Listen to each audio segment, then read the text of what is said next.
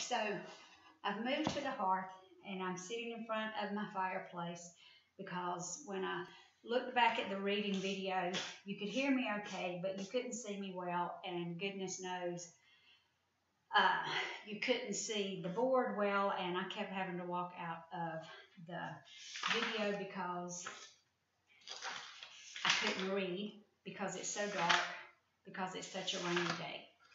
So we're going to do a little bit of math, and then I'll be done for the day, and you hopefully will be done for the day as well.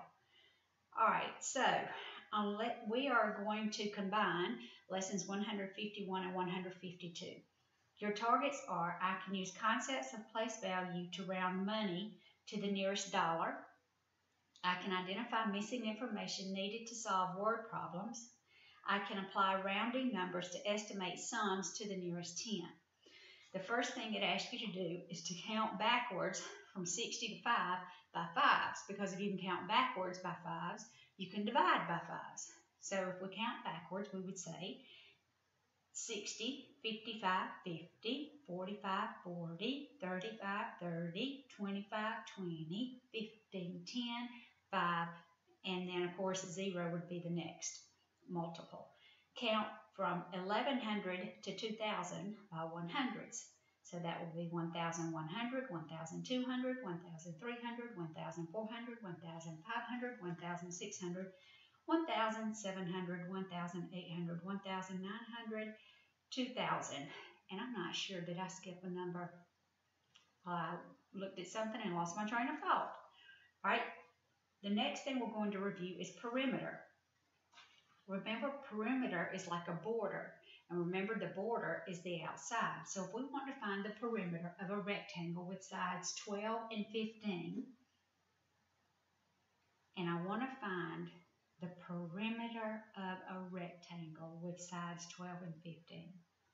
Well, I know these two sides. What are these two sides? Well, the neat thing about a rectangle is opposite sides are equivalent or equal. So if the top side is 15, then the bottom side is 15. If the top side is 12, the bottom side is 12. But I still haven't found my perimeter. All I have found are my border lengths. Well, I'm going to show you a couple of ways to do this, because some of us just are so ready. There are 3 or 4 different ways we could do this. We could add the 12 and the 12, and we could add the 15 and the 15, and then we could add those together. So 12 and 12 is 24, 15 and 15 make 30, 30 and 24 make 54. So the perimeter of this rectangle is 54 units. I don't know what the unit is. It may be, let me see if it says inches, just says side lengths. Another way I could do this, of course, is I could say 12 plus 15 plus 12 plus 15. Or I could do a long combination and say 12 plus 12, 15 plus 15. Or I could do this. I have 2 sides that are 12 inches long, or 12 units long, and, because the plus means and means plus, I have 2 sides that are 15 units long. 2 times 12 is 24, plus 2 times 15 is 30. I add it, I get 54. Remember, we can take different bus routes and get to the same stop. This is fine. A long combination is fine. This associative property is fine. Just remember, anything in parentheses is done first. The and is in the middle, so that means plus. And I get the same answer. Just a different way to think about getting the answer. All right.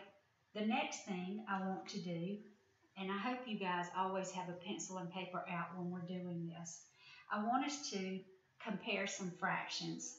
So draw 3 circles on your paper, and I want you to divide the first circle so that it shows 1/2 shaded. I want you to divide the second circle so that it shows 1/3, and that's a Y in the middle, 1/3 shaded. And then I want you to draw the last last one to show 1/4 shaded. And now we're going to do some comparison sentences. 1/2 is greater than, less than, or equal to 1/3. So if you look at 1/2 of the circle and compare it to 1/3 of the circle, 1/2 of the circle is greater than, less than, or equal. You should have said greater, because if I cut these pieces out and I put them on top of each other, 1/2 is going to be larger than 1/3 if all of your circles are the same size. All right, what about 1/3 and 1/4? If I cut out the shaded parts for 1/3 and 1/4, is 1/3 greater than, less than, or equal to 1/4? Well, 1/3 is greater than 1/4. Because again, if I cut these pieces out and I lay them on top of each other, if my 3 circles are the same size, the third is going to be larger than the fourth. And then the last one I want to review is 1/2 and 1/4. 1/2 is greater than, less than, or equal to 1/4. Again, if your circles are the same size and you cut out these shaded parts and you lay them on top, 1/2 will be greater than 1/4. Now let's talk about for just a minute why these things are true. Our numerators all had 1, so we were talking about one of the pieces in each of the circles. Our denominators changed, and each time our denominator got bigger, the number of pieces got bigger, but the size of each piece got smaller. So remember, the larger the denominator, the smaller the piece. The smaller the denominator, the larger the piece. So if you had a large denominator, your piece is going to get smaller each time. Every time you cut the cake or the pie, the piece gets smaller. The amount that you get gets smaller. All right, let's do one more review. If Jacob paid $5.23 for his lunch at Zaxby's, and he paid for it with a $10 bill, how much change did he receive? Don't forget the dollar sign and the decimal points in your answer. And we're going to review borrowing with the dollars. All right, so he paid with a $10 bill. So he had $10 and no change. It cost him $5.23. Remember, this is the cent side. This is smaller than a dollar, and these are dollars. To make a dollar, I need 100 cents. I have no cents. I came in with just a $10 bill. I'm handing the cashier a $10 bill. So I need to determine how much change he will get back. Well, I'm going to borrow $1 from this $10, and that will make $9, and I'm bringing over $1, so that makes 100 cents. I still haven't moved anything to the penny column, which is the hundredths. That's 1 out of 100, and this is 1 out of 10. Pennies take 100, dimes take 10.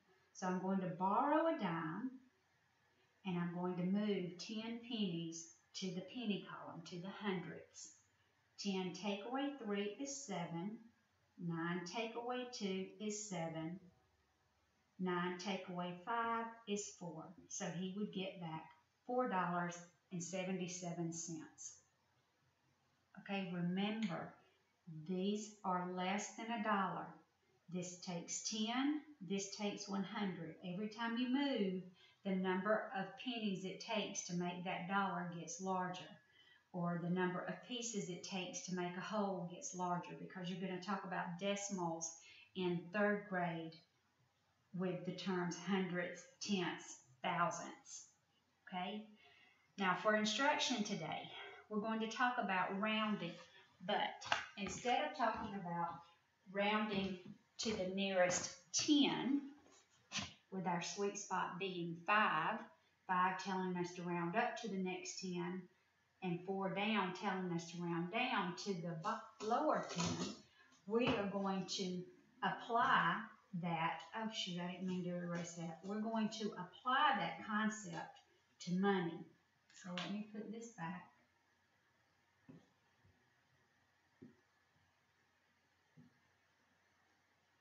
Okay.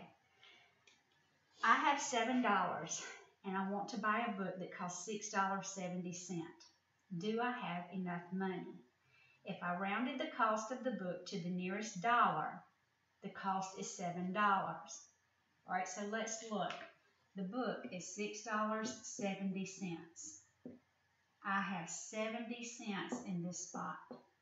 The rounding sweet spot for money is 50 cents. So if I have more than 50 cents, my dollar rounds up. So $6.70 rounded to the nearest dollar becomes $7, and I don't have any cents in the cent spot when I round. Just like when I round to the nearest 10, I have no ones in the one spot. When I round to the nearest dollar, I have no change in the change spot. Let's look at another one. $8.58. So I look at the change in the change section, 58 cents. Well, my sweet spot for rounding up is 50. 58 is greater than 50, so I'm going to move these to 0 cents, but because 58 says round up, 8 becomes a 9. $8.58 rounded to the nearest dollar becomes $9. When dollars do not have cents, they are rounded to the nearest dollar. If I wanted to round this to the nearest dollar, I need to look at the cents. Remember that 50 cents is the magic spot for rounding dollars up and down. If I have 58 cents, my dollar should round up to the next dollar. So $8.58 rounded to the nearest dollar becomes $9. All right, let's try one more. $6.20. I want to round to the nearest dollar. That means no cents. So I look at the cents and I have 20. Well, 20 is less than 50, so that tells me to round down. So I'm going to keep this dollar at 6 because my range would be 6 or 7. My range here should have been 8 or 9. My range here should have been 6 or 7. You look at what you have, and then your range is from here up. Your range is from 8 up, from 6 up. Because 20 cents is less than that sweet spot of 50, I round down, I keep my dollar value at 6. The amount rounds down. Remember, when rounding to the nearest dollar, there are no cents. Let's just do one more. This one's not on your parents' paper, but let's do one more. Let's say we have $7.75. I want to round that to the nearest dollar with no cents. $7.75. So my range is 7 to 8. I have 75. 75 is greater than 50, so that tells me to round up. So I'm going to round my dollar to 8. It's just like rounding to the nearest 10, but this time you're changing to dollars with no cents, and your sweet spot is 50. If it's 50 or up, you round up. Okay, last section is thinking cap. Listen to the word problem and decide what other fact must be known to solve it. Jaden and Josh played a game of horseshoes. Jaden got 2 more points than Josh. How many points did Jaden get? Well, if I solved this, I would know how many points Jaden got. And all I know is that he got some points and that they were 2 more than Josh. What is missing? This is 2 more than Josh. So this is Josh's number, and this would be Jaden's number. Jaden got 2 more than Josh, so I would have to know Josh's score plus 2 more. So I am missing Josh's score. Miss Green has 13 girls in her Sunday school class. She wants to estimate the number of cupcakes she needs to bring for a special treat. Will there be a problem if she rounds to the nearest 10? Well, if she has 13 girls, and I round 13 to the nearest 10, my multiples are 10 and 20. My sweet spot is 5 to round up, and anything smaller rounds down. Well, if she's bringing cupcakes and she estimates that 3 tells her to round down, so that would tell her to bring 10 cupcakes. Will that work? I don't think it will. There will be a problem. What problem will she have? Well, if she has 13 girls and she rounds to the nearest 10, she's only making 10 cupcakes. Well, 10 cupcakes feed 13 girls. And the answer to that is, I don't think so.